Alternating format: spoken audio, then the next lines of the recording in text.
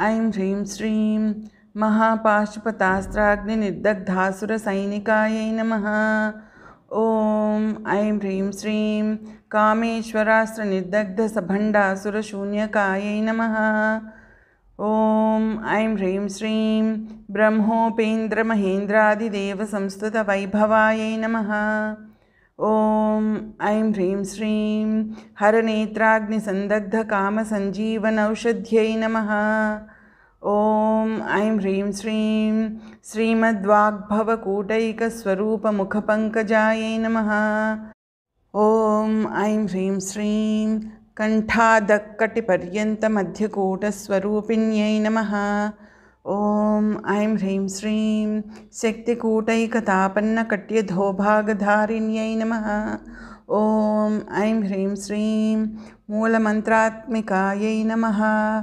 ॐ ऐं ह्रीं श्रीं मूलकूटत्रयकलेवरायै नमः। ॐ ऐं ह्रीं श्रीं कुलामृतैकरसिकायै नमः।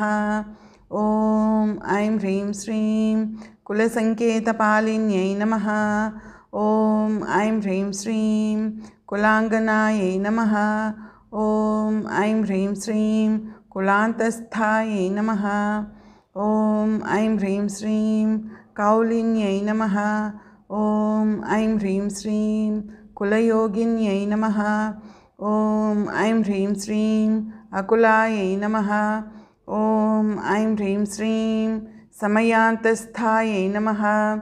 ॐ ऐं ह्रीं श्रीं समयाचारतत्परायै नमः।